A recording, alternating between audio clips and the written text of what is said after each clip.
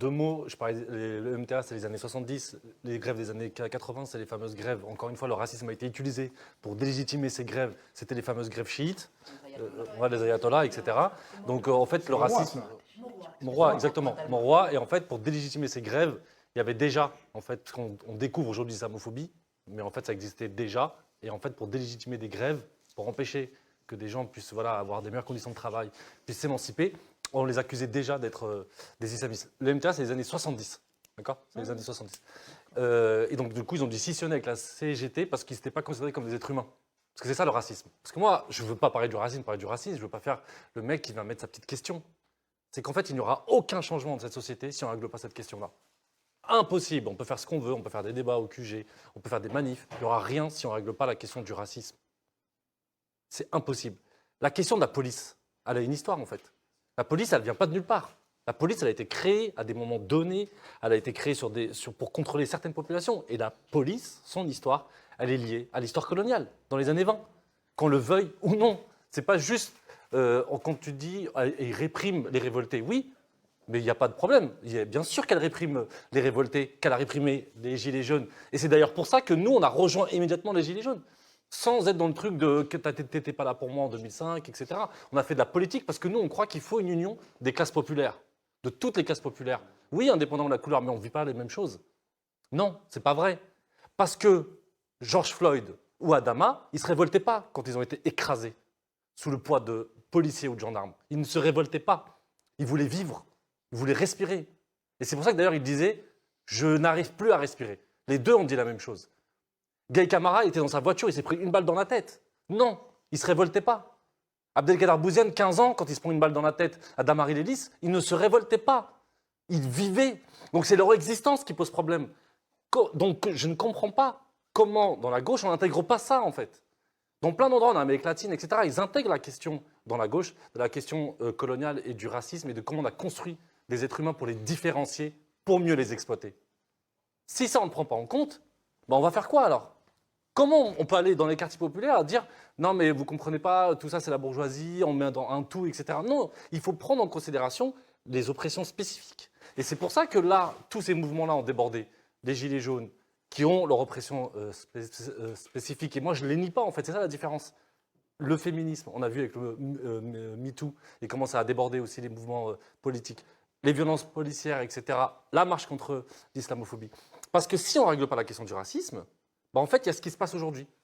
Il y a Macron qui braque à fond, et qui centralise tout pour diviser et les classes populaires et les classes moyennes. En tout cas, les classes moyennes, ça marche super bien parce qu'il arrive à bien les avoir sur cette question-là. Du racisme, si. C'est l'essentiel de sa politique aujourd'hui. Il mise tout sur ça. Donc, si on ne règle pas ça, quel mouvement on va construire ensemble ? Je l'ai encore dit tout à l'heure, il n'est pas possible d'accepter que dans ce pays, parce que tu dis... on ne va pas faire un débat sur le fascisme, mais un des arguments, un des critères, c'est quand on nous empêche de nous organiser, qu'on nous empêche de se réunir. Mais on y est déjà, en fait. Mais il faut juste le voir. Il faut juste voir que le CCIF a été dissous. Qui a réagi ? Il y a le NPA qui a fait un communiqué.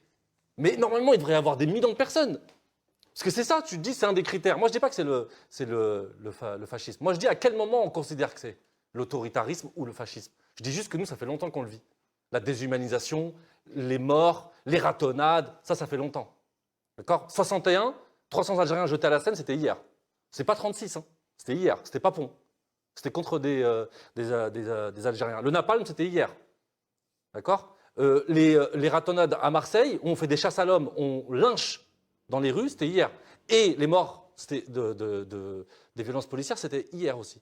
Donc je ne vais pas attendre comme ça une définition précise ou pas. Je dis juste, à partir de quel moment ça devient important. Et si, par exemple, un de tes critères, c'est quand on ne peut plus se réunir, quand on ne peut plus s'organiser, les musulmans aujourd'hui ne peuvent plus le faire. Il y a des comptes en banque qui sautent, de militants. On a des gens à qui le ministre de l'Intérieur dit « j'envoie des messages ». Ça ne fait pas réagir, ça ? Il dit « il y a des gens qui vont être perquisitionnés ». Donc moi, aujourd'hui, où j'en suis, je te le dis, parce que voilà, on n'est pas dans la même réalité, je me lève plus tôt le matin et j'attends la porte. Je l'attends, je la regarde. Je prends mon café, je reste devant ma porte et j'attends de voir quand est-ce qu'ils vont arriver. Parce qu'on en est là, parce que dans mon entourage, ça tombe.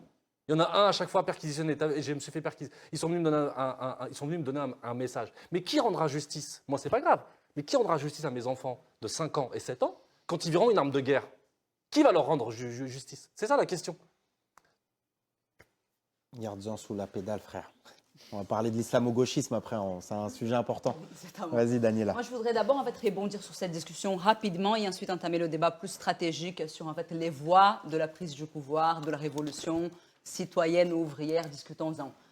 Moi, je suis en fait d'accord avec le problème que pose Youssef et je pense en fait qu'on a besoin en fait, de le tenir en compte, même si je ne pense pas que ce soit ça en fait, qui caractérise le régime fasciste. Mais quand Al-Mami disait dans le premier débat qui en fait les populations des quartiers, les populations racisées en fait sont traitées comme des citoyens de seconde zone.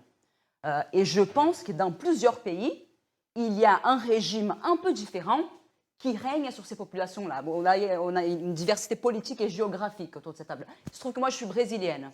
Dans l'État où j'ai grandi à São Paulo, on tue des Noirs, mais dans une quantité qui fait envie à la police américaine. La police de São Paulo tue plus de Noirs que toutes les polices des États-Unis confondues. Et cela était déjà vrai sous le gouvernement du PT, par exemple. Il y a une relative indépendance entre le régime politique général qui gère l'ensemble de la société et le fait qu'il y ait des populations qui soient considérées, comme en fait, au Brésil, on dit que c'est la chair ou la viande en fait, la moins chère du marché. C'est la viande noire. Et même aujourd'hui, on continue à voir en fait, des Noirs qui se font massacrer, qui se font en fait, tuer dans des supermarchés parce qu'on les soupçonne d'être en train de voler des bonbons.